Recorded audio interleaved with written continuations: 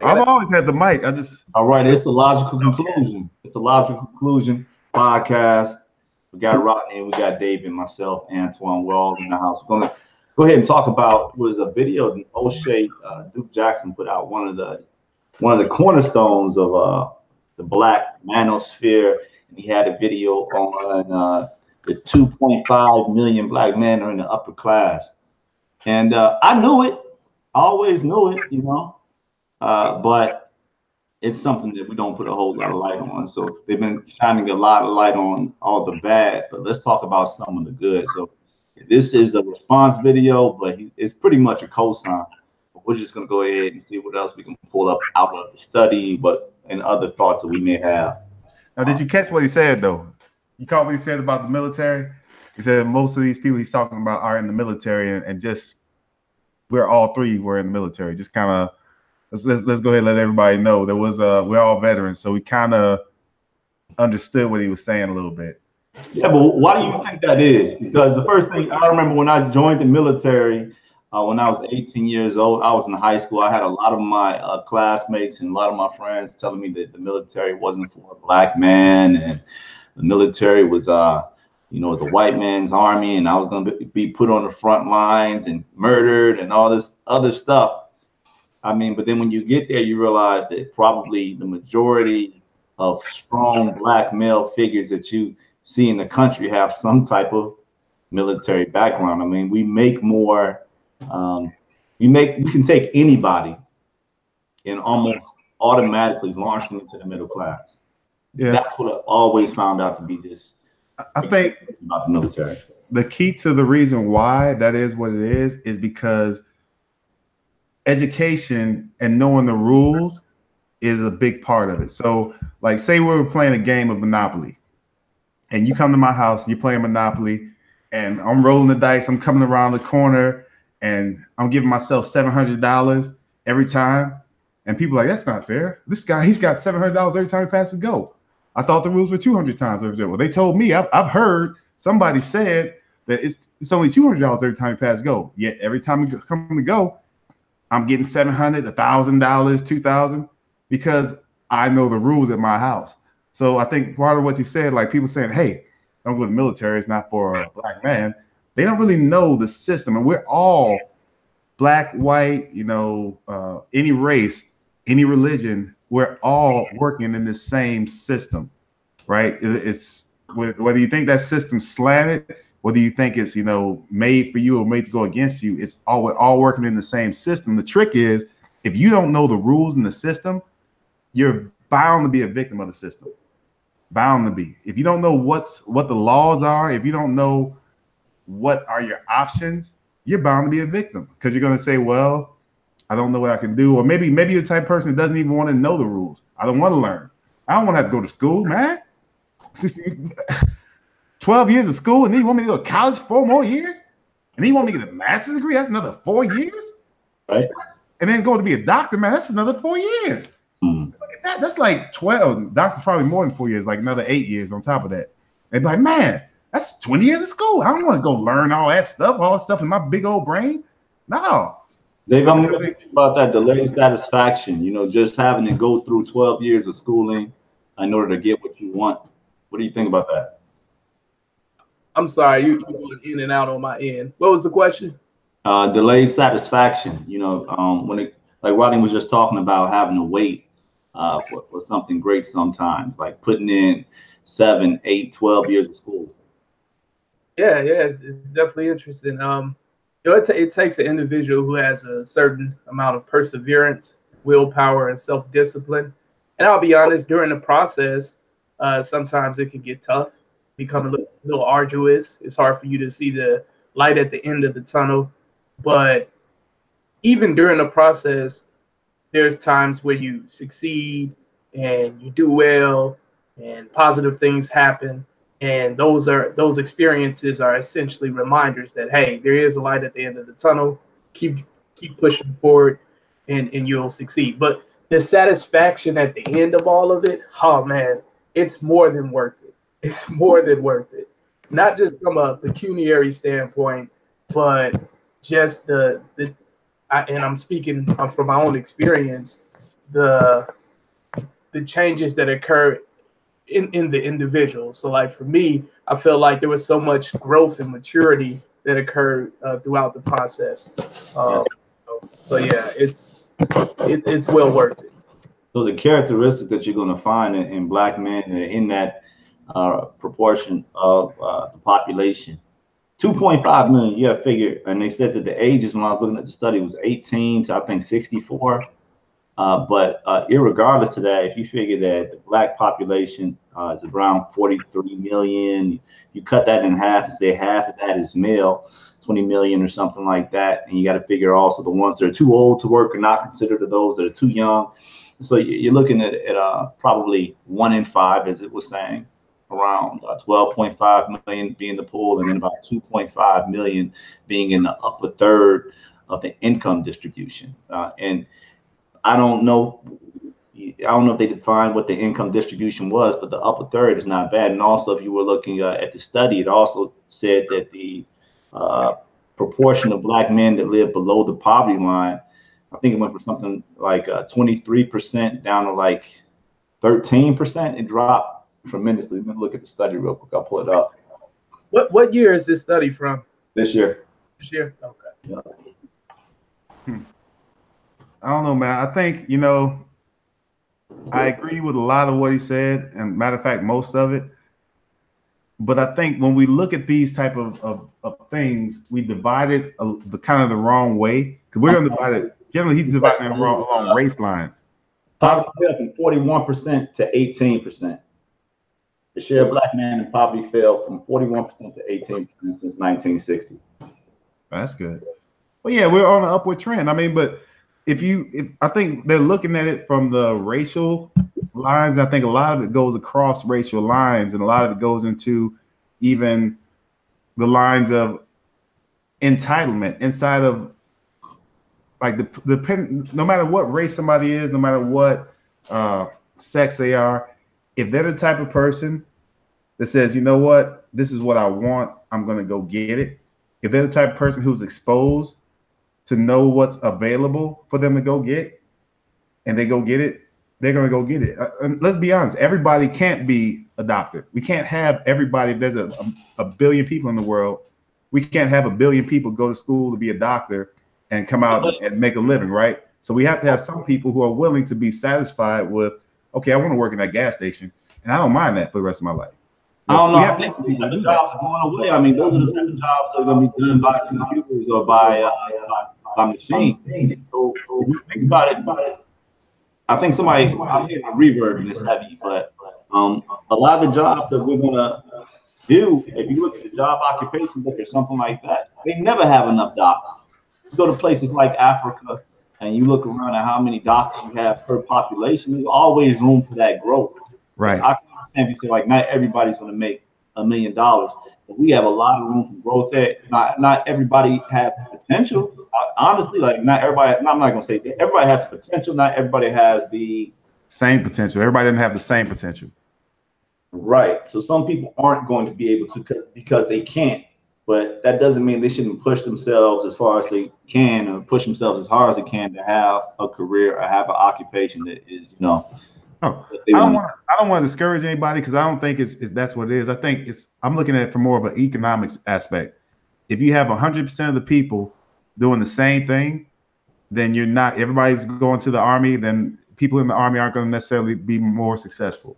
If you have a small portion that are fulfilling that need, they're going to end up being more successful. So I think we just have to have more black people. If you want to go racial with it, there have to be more black men that are exposed and know they can do other things, that actually go do it, that have the mindset of, okay, man, if I go into the military, I'm going to get my GI Bill. I'm going to get these certain things are going to help me get ahead. If I go to school to become a doctor, I'm going to, get into medical school. I'm going to make a certain amount of money. They have to know what they're going to get, understand the rules of how to make it. Even if it's something like, I'm going to sell insurance, you have to learn how to sell insurance, learn about insurance, get your licenses, go through these steps.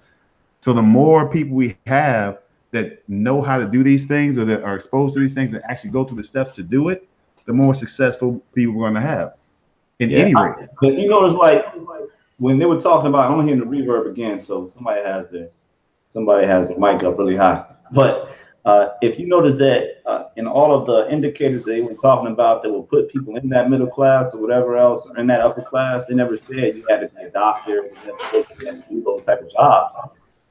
What they said is they're in the military, they're married. You know, it's like one thing you can do to pull yourself out of poverty almost immediately is get married, because now you're dealing with more than one income. You know, and that also, if you figure that the biggest source of poverty in the black community is black females. And I'm not saying that's their fault, but that's economics. You know, somebody who has children and has to watch their children for part of the day, and as well, they only have one income, they're going to have an issue. You know, but what do you think about the idea of white supremacy holding people believing that white supremacy holds people back while at the same time achieving? So this, what they're saying is white supremacy hasn't held me back, but it's holding back everybody else.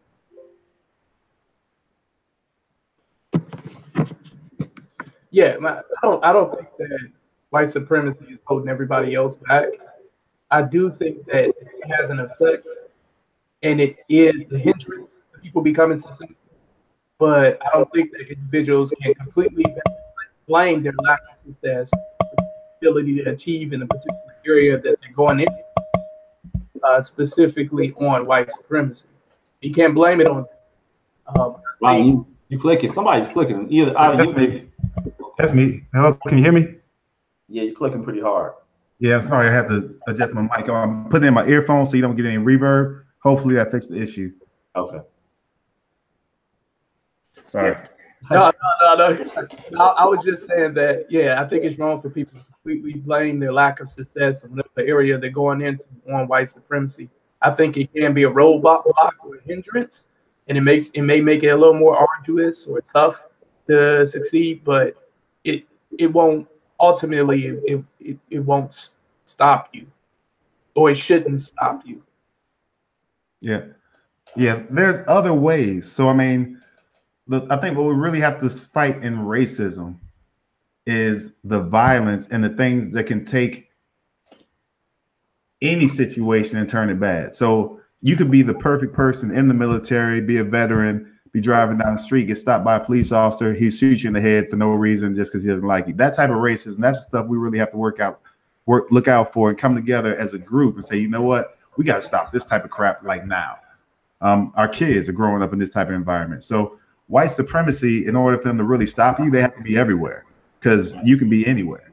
So I don't think they're going to be everywhere at one time. I don't even think the President Trump, who's a lot of people believe is racist, I don't necessarily think he's racist, but I don't even think he has the power to stop all black people everywhere. So in your mind, if you're a black man, you feel like, okay, the white people are holding me back, then you need to move around and move and shake and shuck and jive and get out the way of these white people. Maybe find some black people to help you get to a higher level and work for black people. Yeah. I mean, if you're really that type of person, there's always a way for you to be successful if you're the type of person that's going to be successful. But everybody can't be a king. Everybody can't be, a king, the ruler, the manager, the boss. We have to have some people who are willing to say, you know what, I'm a victim. Give me a paycheck, give me a little welfare and so on. So, your boy K West, I don't know if you guys are watching, but probably not. I saw the video. It's a 20-minute video of him in Uganda, and he was handing shoes out. Well, there's a video of him yesterday. He was with the Ugandan president, Museveni, and he sat down with Museveni for about maybe, I don't know how long. You think that they say he was there for a couple of hours, him, Kincaid, and his dad. And then he gave Museveni some shoes. Then today another video came out. He was at a school in Uganda. It was in a rural village, and he gave he must have gave a couple hundred pair of shoes out to these kids and probably donated some money or whatever else. He was out there doing work, and it actually brought tears to my eyes, And the reason it brought tears to my eyes is because of the same thing Oshay was talking about, which is pretty much just sovereignty. I think people have this idea in their head that when Kanye went to the White House, I don't want to get back on Kanye, so I'll just skim over the top of this subject.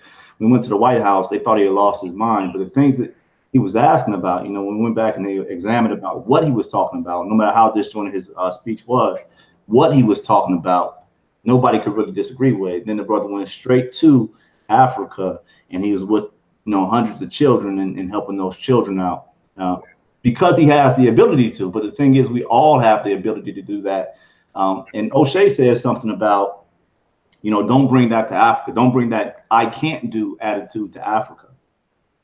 So those with the sovereignty to succeed here need to. I think he was in Africa. Who else went to advise? Went to Africa recently. It's just been so many people recently showing about some really great videos of things happening in Africa. And that's the other frustrating part for people who complain here, but refuse to either even look at Africa because they've been so brainwashed. So that brainwashing, we have to really get over that. Man. Yeah, that's true. I mean, we can, this will hopefully help. We can spread the message a little bit. Definitely have to tell our kids. I mean, I think that's the best way to actually build nations, through your children, because sometimes when people are already in their own thing and they got their own way of thinking, you're kind of banging your head up against a brick wall. But then if you're spreading the message and you reach one or two, every one or two you reach that is an actual king is going to build another nation that's going to build up the nation together. So I mean, anybody who thinks that Kanye West is crazy, they're not looking at the big picture. They're looking at, oh, he's doing this right now and it doesn't look good. There is a method to the madness of all this. If you don't know the 48 laws of power, I'm telling you, please go read that book. Go read it and study it and understand what's happening in every news situation, in every situation where you think somebody who's famous or somebody who's in politics is acting crazy or strange, or you don't really understand what they're doing. There's different ways to flirt with public opinion and to use public opinion. So just make sure you take a look. If you think Kanye West is crazy, go read the book and then see how crazy you are for sitting still being quiet. There's also another brother in the manosphere. His name is Search for Uhuru. I forget what his real name is, but the name of his channel is Search for Uhuru, and he's in Africa a lot. And he actually went to, I think it was Ivory Coast recently, and he shot a video with one of his African friends who lived in America, moved back to Africa, and he was showing you what $2,500 a month can afford you in Africa. Now, we being in the military, our pension, once we retire, is how much? It'll be around $4,000 or $5,000 a month. $4 or $5 grand, depending on what you rank. Officers, they retire, not necessarily everybody. Which means you could pretty much go to Africa, and I think for $2,500, this guy had like a house, he had a driver, he had a couple of maids to do cooking and cleaning. He had his house was on a hill with a view of the beach. And that's the middle class in Africa. And the middle class in Africa is growing also. That's considered upper middle class in Africa. Here, what's upper middle class? You might get not nearly that much space. You're not going to have a maid. You're not going to have the driver. So, I mean, I think people just have to they have to think outside the box about how they want to attack things. And also you don't want to work forever. You don't want to put yourself in a position where you have to work when you're 50 or 60 years old. That's why the military has always been a good option for anybody. That's just the money wise, okay? But also we have I kind of disagree with that point. That one point I disagree with, not wanting to work when you're 50 or 60 years old, because I think working is one of those things that keeps people motivated, keeps people interested in what's going on in the world. I do like the idea of thinking about Africa as another place where we can build our fortunes and we can kind of live our lives. But I think we have to stop thinking in terms of, okay, I'm gonna get to a point where I retire and I just relax and chill, because you can relax, and if you handle your life right, you can relax and chill while you're living your life, while you're working, while you feel like you have purpose, and be a successful person and really build more, not just for yourself, but for your family, for your nation. There's a lot of potential, and there obviously is a lot of potential in Africa. There always has been, but there's a lot of potential here as well if you have the right mindset and you're thinking, big. Yeah, something else that Oshay said in this video, and it's in line with thinking big.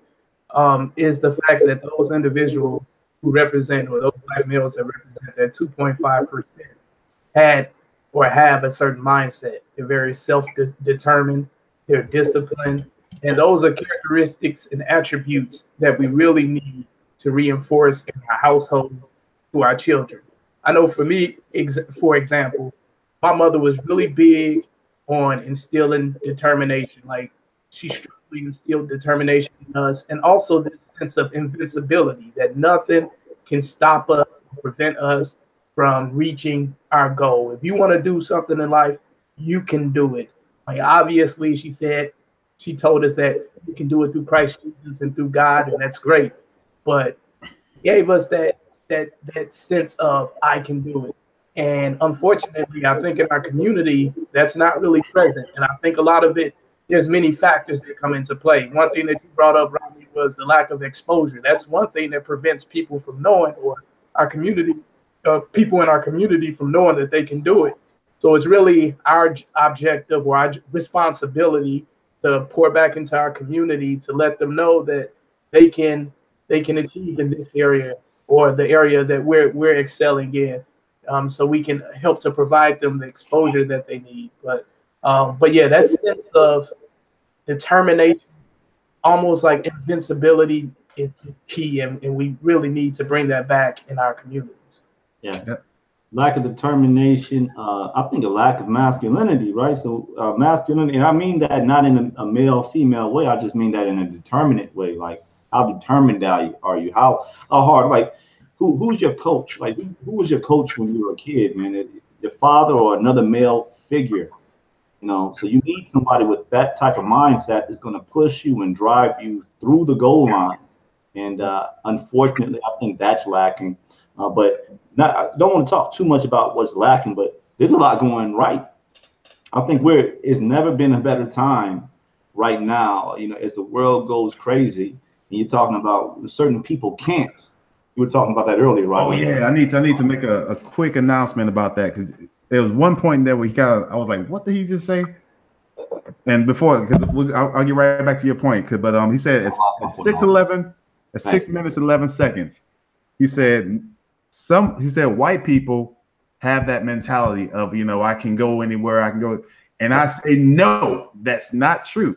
I say some white people had it, and some white people have it. Now, the rest of the white people who don't have it, because there's a lot of them in poverty who aren't in the upper class, they look at the history and say, okay, well, we did this, and they have a little pride in it, but that doesn't necessarily mean they have that same mentality. So right. I don't want to. I have to disagree with you vehemently there. I think because, like I said, I think it's a large part just because of the masculinity piece. You have more fathers that were in the home that were driving their son, pushing their sons, or at least setting the bar, setting an expectation, making them believe in themselves. And if you just look at history, right, and people, like, I try to play it down sometimes. I try to play down, you know, empire. I don't try to play it down. What I'm saying is other people try to play it up. Empire was so bad. This was so bad. You know, they went everywhere. They did everything.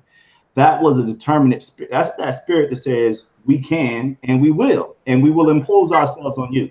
They're constantly imposing themselves on other people, and that's for some people.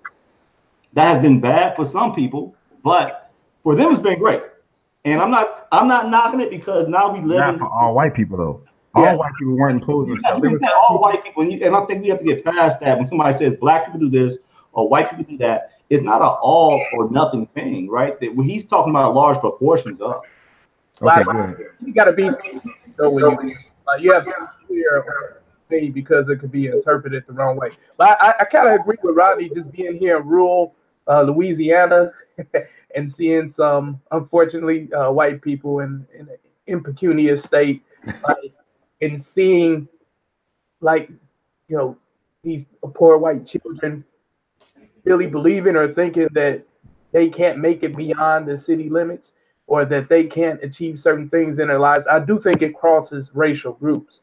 And I do think economics and lack of exposure and things of that nature play a huge role. Now, I also agree that not having your father in your household, not having fathers in the household, also plays a role as well. It's ultimately multifactorial, but I do think that you know, this idea of I can't do it, or lack of determination, it crosses racial groups. Yeah, and I just want to make sure that we don't have, young black people who are watching this that say that take into their mind, that even let this come to their mind that, oh, these people with this light skin or this white skin have somehow got some power, that they have this right mindset. That's not what it is. What happened was, some people, there were a group that actually did that. They imposed their power. It didn't mean all white people. And then they opened that open door for racism. They told all the white people, hey, you're better than those black people. And then they put that message out there. And then they brought a certain sect of black people, a certain set of black people back to the US, brainwashed them, made them feel like they were less than, and got them to believe it. And now we're dealing with the after effects of all that now. But that doesn't mean that all white people have the power to go out and impose themselves on the world. In history, a few have, and that's been a problem. But we're addressing that now. You have the ability as a black man today to go out and say, you know what? I want to do this. I'm going to do this, and you can. And there's nothing that really I'll just add to that. Then what I'm going to say is, when you're looking for, if you're trying to improve, if you're trying to be better, if you're looking for leadership, if you're looking for examples of leadership, examples of excellency, don't just look at black people. Look at all races. See what they did. What you're going to find is, you go to London, England, where all these people came from, create an empire. You go to France, you go wherever else you want to see. There were millions of great minds that came from there. Not to say that there aren't great minds that came from Africa, but there's millions of great minds all over the world, and we have to go and seek after that knowledge. If you think about it, you talk about Timbuktu. They said at one point in time, people came from all over the world to go to Timbuktu to get that knowledge. Well, now the knowledge is somewhere else. You need to go get it from there, and regardless of race or whatever else. And the reason I say that is, you look at and I hate to say this. All right, so you look at basketball teams or something like that. A lot of times the coach, just happens to be white, right? Leading 12 black men, but that doesn't make them put there for like no reason at all, right? Sometimes you need somebody that is focused and has that focus and that drive to drive people that have ability but don't have. Well, we're doing a lot of generalizing. Stop, let me finish. Yeah. When you're talking about an 18-year-old kid or a 20-year-old kid or a 22-year-old kid, and you know this, Ronnie, because you're in the military, you were a company commander. How many of those kids come in with the mindset to succeed automatically, and how many of them do you have to form through the leadership that you provide and spread throughout your company? You definitely have to make sure you're forming. I'll give you that. But what I will say, let's go ahead and finish your point. I'll respond. No, I think they get it. I mean, they have to drill down themselves. What I will say is, everybody has a chance, I think, especially in the military, to get into leadership. Some people have to think about the aspect of leadership. Everybody doesn't want to think about the aspect of leadership and being responsible for other people. And I think if you find yourself at work or in a group with a bunch of your peers, and you're the type of person that not just wants to make it to that next level so that you can get a big fat paycheck, but maybe wants to make it to the next level so the group can succeed. You're right. You may be the type of person with the seed for leadership. Leadership is two parts. You got the nature and the nurture. So if you might have that internal nurture or nature that says, you know what, I care about this group or this group of people I'm on, either the team or whatever. And you might say, you know what, I'm gonna think about maybe leadership and helping this group to succeed, to be what it needs to be. Those white guys that happen to be a coach of a basketball team, at some point, they decided to coach maybe a little league team. At some point, they decided, you know what, I'm gonna try and coach a high school team. They like the aspect of winning, of building men, coaching. There's a commercial that comes on. It's a black guy that's a coach, actually. I think it's a soup commercial. And he says two things he loves is mentoring young black men to being men or something like that, and eating soup or something like that. But his basic concept is him coaching young black men to be members of society and to be winners on the team is important. So if you're that type of person, you might be that person that needs to start thinking about leadership, not just maybe I want to be a basketball star, or maybe I want to be a star at work. Maybe you might want to look into management, where you can help your organization and help the people who work with you to become better and reach higher levels. Because we all need people that want to look ahead and get up to that next level so that they can help the next person below them get up to that level. Every leader has to know how to train somebody to replace them. If you plan on advancing, if you want to stay where you're at, then you're good. But if you want to advance, you got to be able to train somebody to take your job. You got to be able to be the boss. Rodney made everything you just said sound much better. He took it into a different direction there. I'll take that because I think you were meaning something else, but that was a good direction he took. Well, you know, part of the thing too, I think, is not being afraid to really hear what people think you meant. You know, just kind of get your idea out. Go ahead, Dave. I'm sorry, I didn't mean to cut you off. Yeah, well, and that was another question I had. What did you mean by that? By bringing that up, the fact that you have these white coaches, who are over these black males, like discipline. But before you answer that, I just wanted to get this out because you had threw this out here. You said that black people need to look for more than just famous black people or black leaders throughout history. They go beyond that. And I agree with that idea, but I will say this: in the black community, I think there's a lack of self-confidence, and we need some empowerment. And I think that's why a lot of times you have black individuals looking at like successful people, because it lets them know that, oh, all right, here's someone who looks just like me, and this person has become a prominent figure within our society, so I can do it. And it gives them that sense of self-confidence. So I think that's why, black people may gravitate towards black leaders or black prominent figures in our society. That may be part of the reason. But yeah, can you explain that, where you were going with the... Yeah, I agree with you. So what I'm saying is, I don't want to go back into that, but just because I got this other point, but I will agree with you when it's okay to look at black leaders. I think that's actually a great thing to do. I'm just saying, don't stop there. Like, keep driving forward. Keep looking, because it's almost like if you read one book on, let's say, a subject, that's going to make you good with that one book. But then you might not be looking at 5 or 6 other books for whatever reason. Remember, Timbuktu at one time was a center of knowledge, and people came from all over the world there to get that knowledge. Now you may have to go all over the world to gain knowledge in different places. So I will throw back. I'll explain what I meant. Basically, hey, leaders are leaders, man. And like, sometimes the best leader was picked, and you don't understand. Like, leadership is it's a science in and of itself. And a lot of times you're dealing with young athletes. Those athletes, they're great athletes, but they're not great leaders. So you never know why people are put in position. But a lot of times it's because they've been groomed to be leaders since they were younger. They've been groomed to work in these systems since they've been younger. It doesn't. How can you the black athletes are good leaders though? Where are you getting that from? Because even when you think about some of the best black athletes, they're tasked to be the leaders of their teams. And I don't think you're casting a wide net saying all of them are not good leaders. I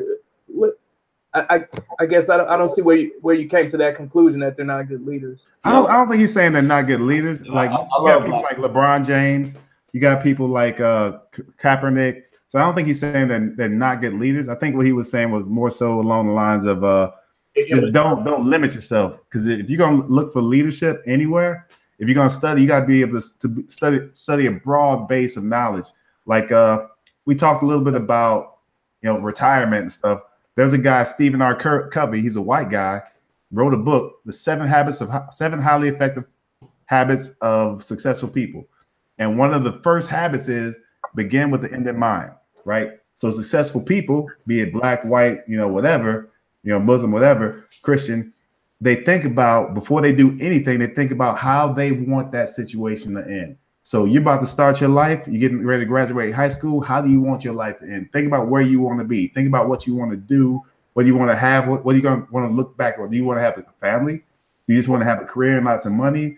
Do you want to have, maybe you just want to have a lot of experience. You want to be the Groupon life. I mean, you have to, before you start living your life, think about how you want that to end. And that's pretty much anything, any project, anything you take on. So, I mean, yeah, I don't like the whole racist thing of saying, you can only learn from black people, or, you can only learn from white people. You can learn from anybody who's doing what you want to do, pretty much. If they're willing to teach you, if they're willing to show you what's going on behind the scenes, because knowledge is what's going to be the key. And now that we have the internet, and now that you listen to us talk, you're getting to learn a little bit more. So hopefully this is going out to a lot of young black men and young men in general that are saying, you know what, I could be successful. You know, maybe we're helping people to expose them.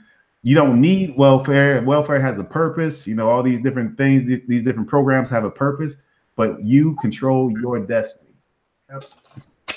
So, what do you guys think about expediency when it comes to, just having, when you believe in yourself, you have your own destiny in your hand, or you're told that your own destiny is in your own hand. Do you think it's a different course as far as expediency, being quicker or being able to get things done quicker? What I'm saying is, if you feel like you're being oppressed, right, you may protest. But if you feel like you can get through anything, you may just go make it happen. Do you see that as being an option, or see that as being an idea, or do you? I personally think you can do both. You know, if you think that there's a system in place that's oppressing your people, but you still know that you press through, you can achieve, and you feel determined, and you have that self-discipline, I think you can become successful, but at the same time fight against that system that may be oppressing or acting as a hindrance for your people. You can do them both. I mean, you can look throughout history and it point to people who have done them both. When I think about Martin Luther King, I mean, he was very well educated and successful, and he was able to start one of the biggest movement in United States history for Black Americans, the civil rights movement. So both can be done, but I get what you're saying. I do think that there are some people who get so focused and fixated on what's stopping them or what's slowing them down that it does create this inertia, and it actually slows them down from excelling in whatever they're trying to excel in, instead of being determined and saying, hey, yeah, I see these roadblocks, but guess what? I can blaze through them, I can jump over them, and I can still achieve what I want to achieve in life. There are people who fall victim to the whole woe it's me identity politics, and they allow for that to prevent them from progressing. Yeah, I think a lot of it too is like what people will do. They will only do pretty much what they think they can do. They're not going to do something that they think they can't do it. If you don't think you can protest. If you don't know how to do it, like somebody started the Black Lives Matter movement, right? There's somebody say, you know what, this is a protest. We're going to start this. If that person didn't think they could start it, that never would have started.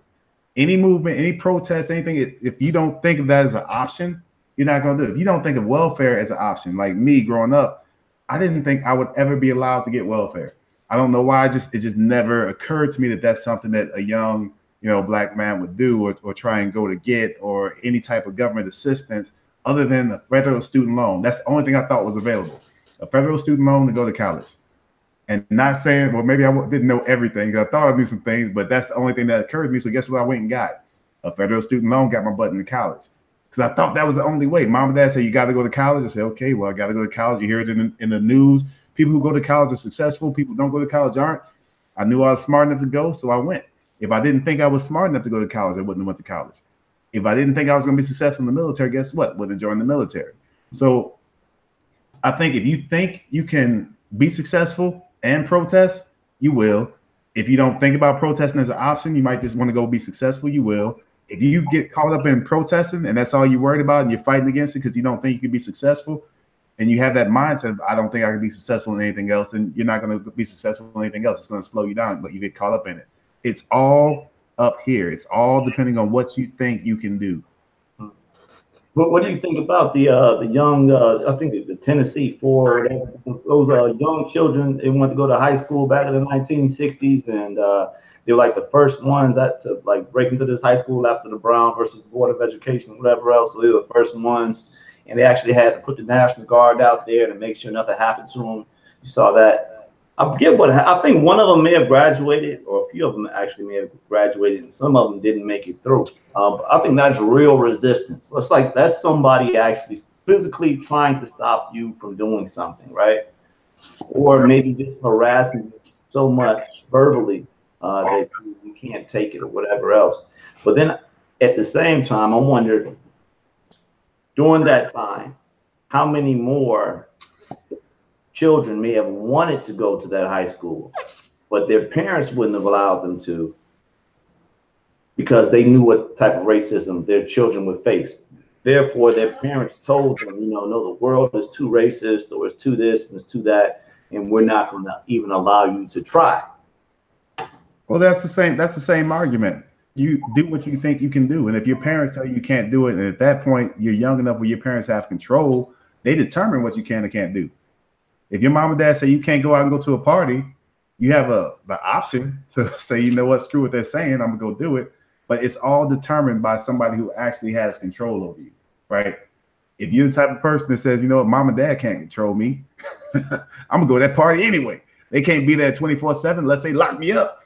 Then you're gonna go to that party. And we know somebody that did something like that before. So I mean, it all depends on what you think you can do, and what people who can actually control you or who can determine your future can do. And your parents, of course, they're like the thinking version of you before you can actually think for yourself, right? So I mean, yeah. And I'm curious. That probably, you're right. There probably were a lot of young black people that wanted to go to that school, but then maybe their parents were like, "Nah, you're not doing that." And they would have to be very brave to say, you know, I want to face, that type of hostile situation. Everybody wouldn't want to do that, but the ones that did, yeah, I imagine there were some. Yeah. I mean, I hear what you're saying. Back in the 1960s, there were more, and even prior to that, there were more, for lack of better words, physical barriers that we were going through. You don't face those same or as much or as many physical barriers as we did back then. I think right now for us, the biggest issue is the socioeconomic deprivation that we're going through, which essentially refers to the lack of material benefit that we consider necessary in this society. And that's what kind of makes it tough. So to kind of give some examples, the lack of resources and schools that are within predominantly Black communities, the lack of job opportunities within predominantly Black communities. So some of these things I think are they're really important. So the question is, how do we proceed forward? I mean, I obviously have some of my ideas, and they kind of go in alignment with self-determination, self-discipline, and growing from within.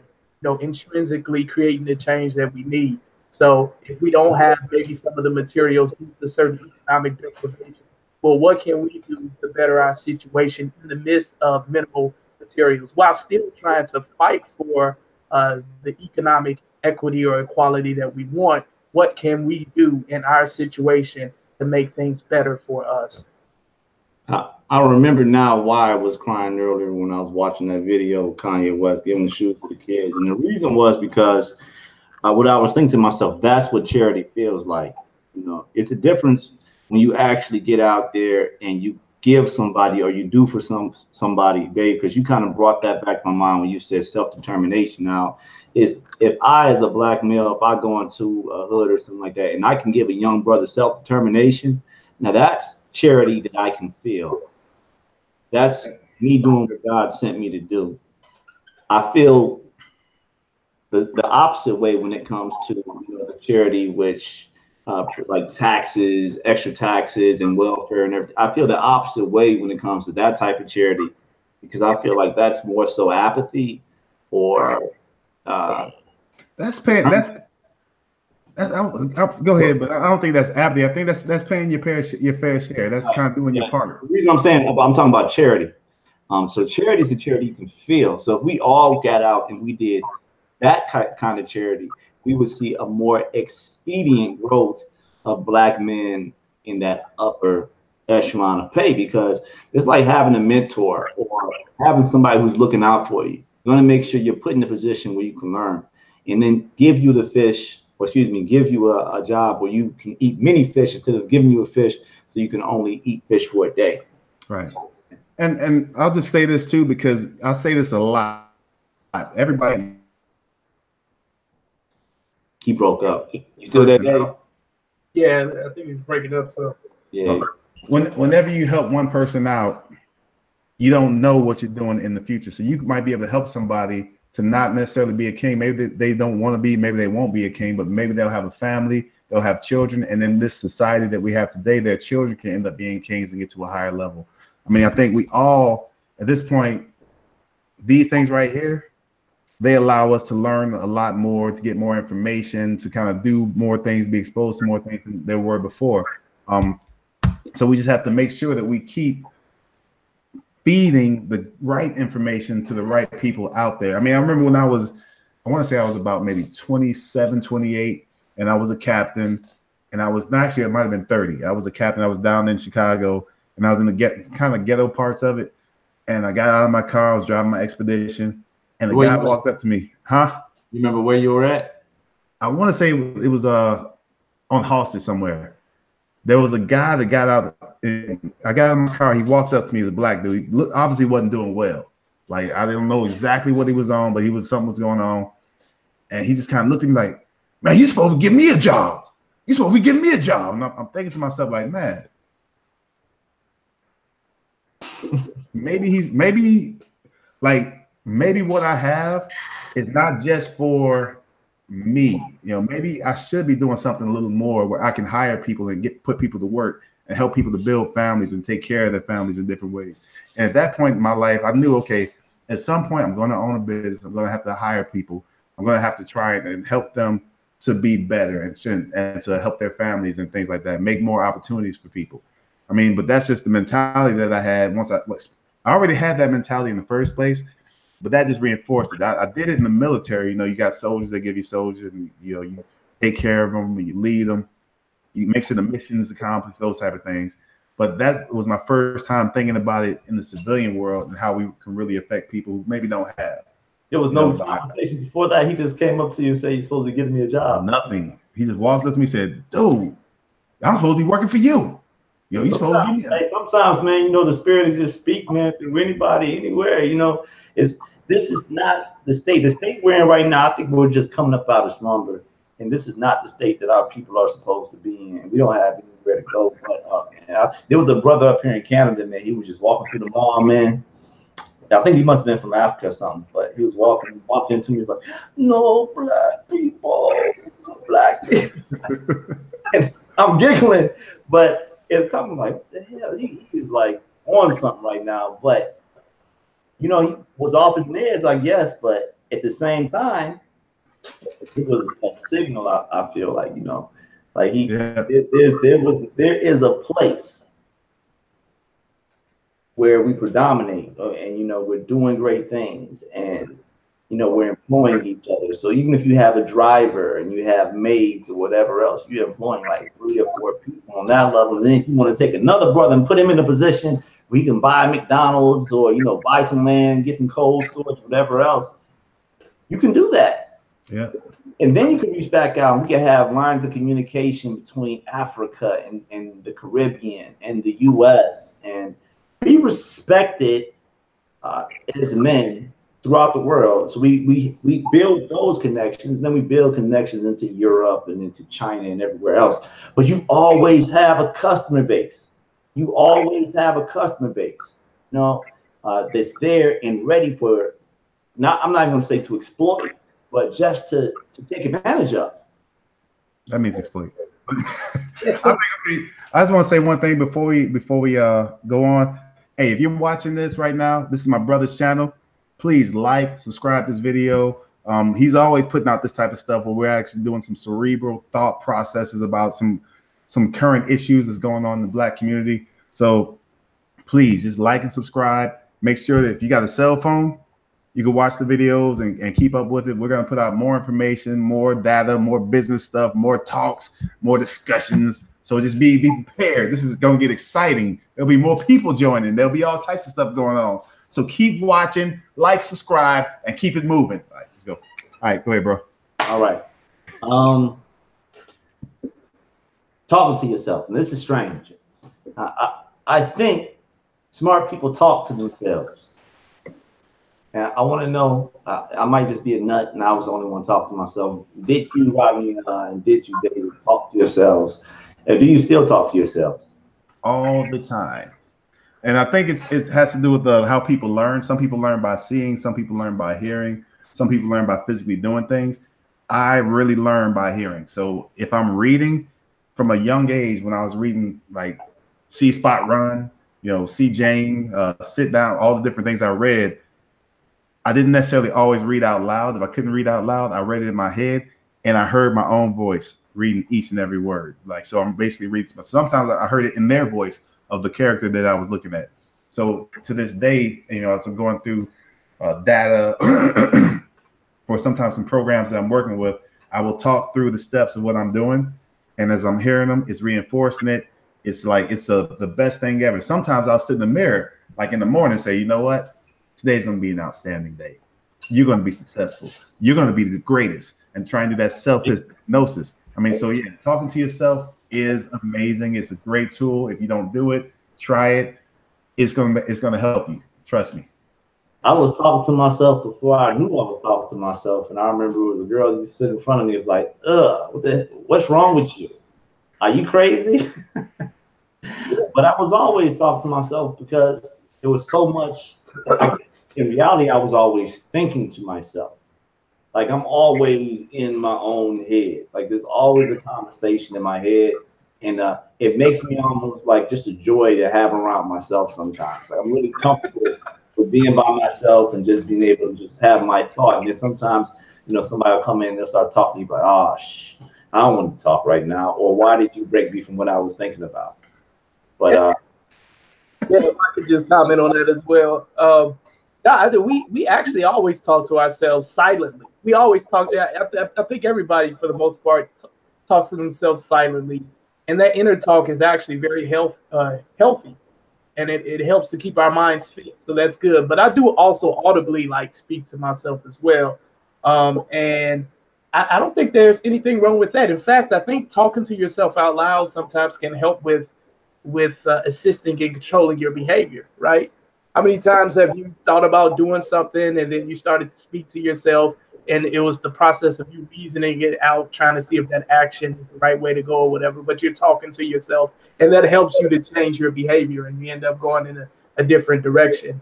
And yeah, man, I have like a multitude of ideas that come to my mind. And yeah, I just kind of, I'll talk to myself. I don't think there's anything wrong with that. I actually think it's healthy. Now, if you're talking to someone else who's not there, that's what we call hallucinating. That's when we run into some trouble. That's when you might have some underlying, pathology going on, psychological pathology. But no. But don't you ever have this idea in your head that there's a spirit that's kind of watching you? And like, I always have that idea. Sometimes I look at them like ancestors or whatever else. Say, no, don't go to that party or don't do that. Well, you know what? Then I'm trying to impress people I've never met because they're invisible and shit. So I'm trying to do everything the right way. It could be God. It could be a guardian angel. It could be your third eye. I mean, different religions look at that differently, but everybody I think has that where it's like, okay, somebody, something, somewhere is looking up for you. I think that might be the third dimension or the fourth dimension, fifth dimension, all these other dimensions that we don't know about that Kanye was talking about in the White House. You know, that's possible. And also it could be this. I'm starting to become a bigger believer in determinism, which is the idea that everything has already been predetermined, so to speak, and we don't have as much free will as we think we do. But that in relation to what we're talking about, maybe these thoughts that we come up with or these ideas that we have are essentially a product of all the neural connections that we've made and all the experiences that we've had prior to. Yeah. And the interaction and interplay between all of those neural connections are resulting in the manifestation of the thoughts and the ideas that we're having and what we're saying to ourselves and things of that nature. So David, what you're saying is no matter what, I'm definitely about to do this right now. Right? Yes.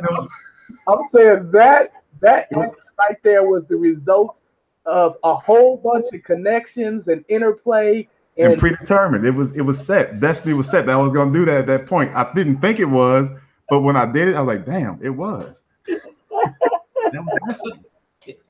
So it's saying what's fueling their success, and I'm hopping down a few paragraphs, Ronnie, but I'm just going to rehash what you said earlier. Moreover, a number of early life experiences are associated with Black men's elevated odds of being financially successful. Black men who served in the military or attended church regularly as young adults are more likely to have made it into the upper class by age 50. The impact of military experience on Black men's success seems to work through its links with Black men in marital status. That is, Black men who served in the military in early life are more likely to be working full time and to be married in later life. So yeah, the military and church. Now we all went to church when we were younger too, and I think we went pretty consistently. Nah, we didn't go that consistently. But for short spells, we would go consistently. Yeah, but we we would didn't go go like years. That didn't mean we went every year, but Dad was a deacon in the church. that's after I left already. My mom is. I was in church every Sunday. Yeah, Dad was a deacon in church after I was in the Army, so it was a little late for me. Hey, but I do think that the role that I think Christianity and religion has is it instills certain morals and values and principles into individuals. Exactly. Morals and values and principles help to increase their likelihood or chances of success. And even when I think about the Army, just the amount of self-discipline that's required in order to be successful in the Army. In fact, I would argue that the Army tends to attract people who are more orderly or self-disciplined. And then those who aren't, either they learn how to become or they end up not making it in the Army, get booted out. I think religion, though, what religion does, if you attended church, regularly as a child, what it really did was helped you avoid a lot of pitfalls. Because being a Christian and living in a certain lifestyle, it kept you from doing some things that maybe people who aren't Christian, who don't subscribe to that same moral standard, might have fallen victim to, maybe drug use, maybe fallen victim to crime of some sort, maybe fallen victim to having sex too early and maybe having babies out of wedlock.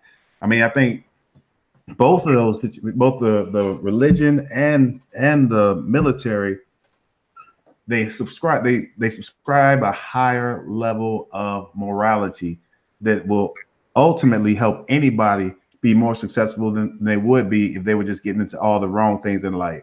What y'all think? Is it internal or external? The reason I say that, if it's just a simple formula of, okay, go to the military, go to church, then we can fix this really easily. We just tell a young man, hey, I'm taking you to church and you're joining the military. But David, as you just said, a lot of times these young men don't make it in the military.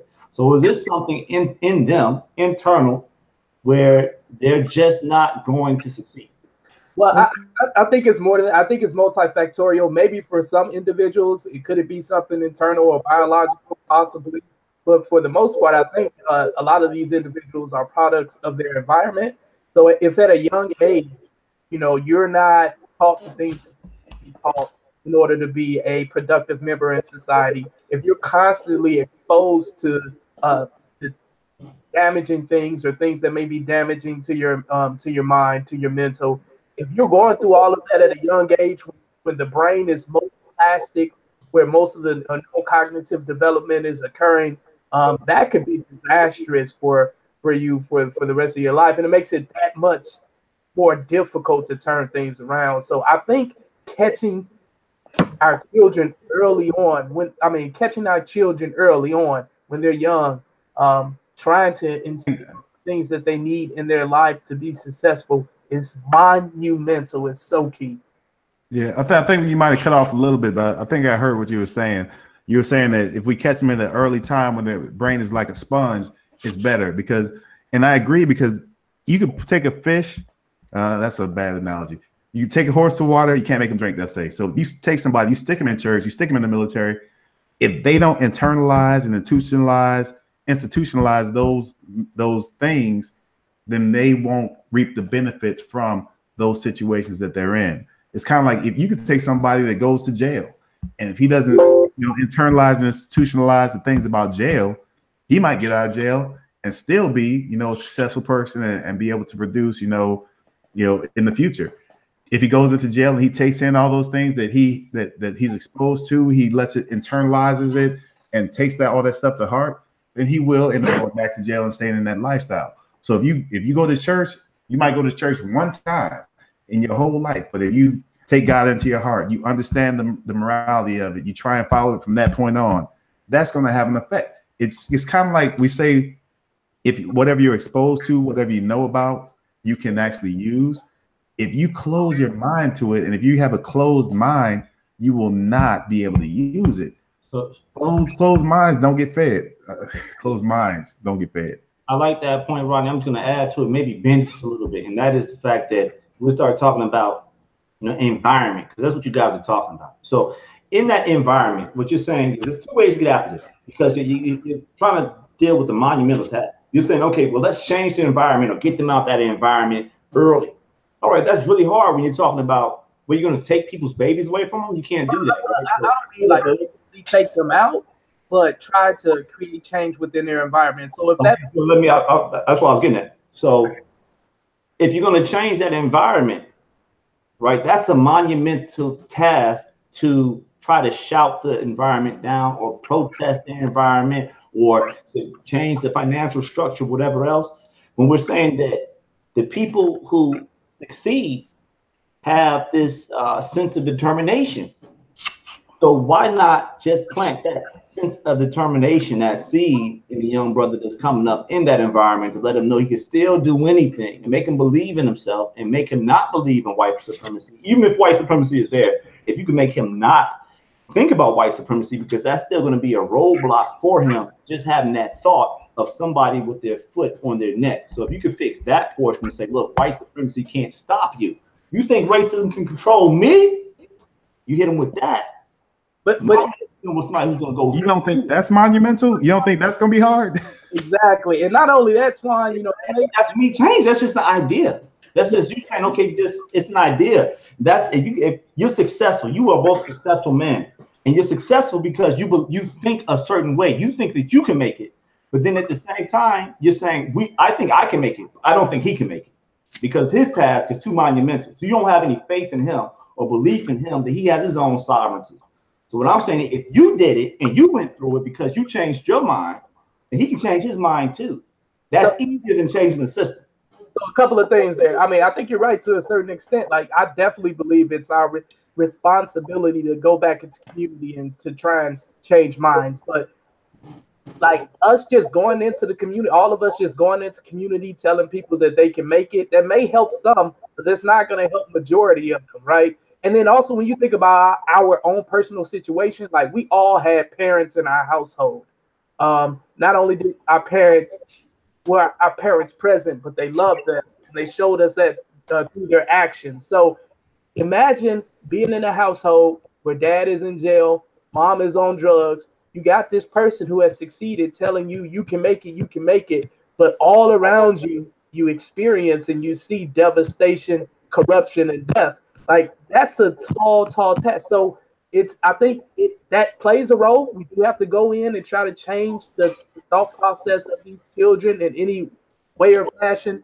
But it's going to take more than that. I think that like we need,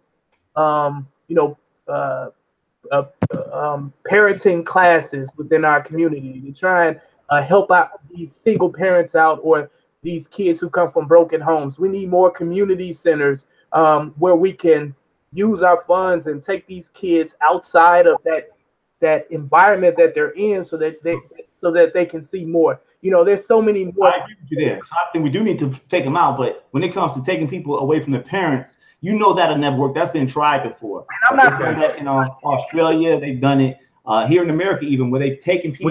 Nobody wants to take them away from their parents. Exactly. I'm not saying. Can I say this though real quick? I think systems that are in place, and this study that we just talked about is a good tool because it gives us the blueprints, so to speak, of how to get a certain mindset, right? So instead of going out and saying, hey, you can do anything, you can do anything, we can show them this study like, look, this is how you get the right mindset to be successful. We can go out and use these systems that are already in place. Their churches are all over the place. The military is always taking people in. So, I mean, if you can get that message out to people, say, okay, look, number one, the mindset is the key. Number two, these are two real easy places to get the mindset. If you go in and open yourself up and you let those people know, okay, this is how you do it, you can let the parents know. And the parents will be like, well, damn, I want my kids to have that mindset. And they will put that kid somewhere in church. The kids to be gangbangers. I knew plenty of, like, it was a girl when I was in the 8th grade, had a baby. Sorry for them kids. My son is he's gonna be a real GD. or something like that. She was young, she was stupid, but you have plenty of middle-aged people that are stupid too, and their 20s are still stupid. So right. In some cases, you do need to take the baby away from the parent, but you can't do that. You know what I mean? There's a system in place to do that too. There's a system in place to take babies away from parents. It's called DCFS or whatever. When somebody's being a total jackass as a parent, they're beating their kids too much. You know, maybe they're not taking care of their kids and their kids to starve. There's systems for all this stuff. I think what we really have to understand as all people, especially Black people, is there are systems in our government, in our organization, in our society that we have to learn how to use. If you don't know how to use these systems, then you are not setting yourself up for success. If you know somebody that is raising their kid to be a gangbanger, you might want to make a call, maybe a anonymous call, and say, please look into the situation. Don't even accuse them. Just say, please look into this situation. You know, if you know somebody's raising their kid and is not feeding their kids and is beating their kids to death, I'm in Dallas right now. I'm in the Dallas-Fort Worth area. There's a guy who's right now on trial for murdering his 4-year-old stepdaughter, right? Because he beat her up, hung her up in the closet, you know, beat her to death. And the mother's already in jail. She turned the guy in. So if you know these type of situations that are abusive or setting kids up where they have no choice but to be not successful, please make a call to somebody anonymously or whatever if you don't want to confront them, and just let people know to look into those situations. But there are organizations, churches, military, and there's other organizations too. And like David said, we need more programs. There's already some of those programs out there, but they're not getting the the advertisement, maybe the full word out. So that's what another reason we could use these phones, this YouTube, this internet, this new thing that we have. They're using it for all types of craziness to go out in the world. If you look at YouTube, you can scroll, start watching the video, and in another hour, if you just let it keep playing, you'll be on something totally different, watching elephants doing things they shouldn't be watching on video. So all this stuff is out there. If you want to learn about the military, anything about joining the military or different things, there's something on it on the internet that you can learn. If you want to learn about or mindsets or the 48 laws of power or books or knowledge or anything to better yourself, there's something about it on the internet. And it was a point where I would say that it was restrictive, where people couldn't get a hold of it. Maybe they don't have computers, but nowadays we're getting to the point where almost everybody has a smartphone, not even just a cell phone. Almost everybody nowadays, kids, 11, 12 years old, are having cell phones. And what are they doing? They're Snapchatting. They're playing Fortnite. They're doing all this other stuff. So we have to wake up. That's so true, man. I wish the church had more mentorship programs embedded in them, so that these kids can get constant exposure to people who truly care about them and who want to see them succeed and who want to pour into their lives, man. Like, it's, a lot of times you can go into a Black community and there's a church on every street corner. It's like, man, are they going beyond the actual building and really reaching out into the community, trying to create the change? And I'm not trying to cast any aspersions on the Black churches or anything like that, but yeah, you're right. There are systems in place, and if we appropriately use or work through those systems, we can have a huge impact. We can do some things. Yeah. Yes. Okay. All right. Well, hey, we've talked about this at length. I'm sure we can exhaust it some more, but I thank you, brothers, for your time on this Wednesday night. I know most of us got work in the morning. So yeah. I'm actively at work. You at work now? Yeah, I'm on call. You on call? Yeah, I'm on call until Saturday morning. Oh shit. Dang. All right. Well, I'm gonna go ahead and stop this broadcast. Hey, thanks for watching. If you're watching this video at some later time, so go ahead and like, subscribe, and I'll hit you with some more wonderful topics with some smart people. Talk to you guys later. Out. It is a logical conclusion.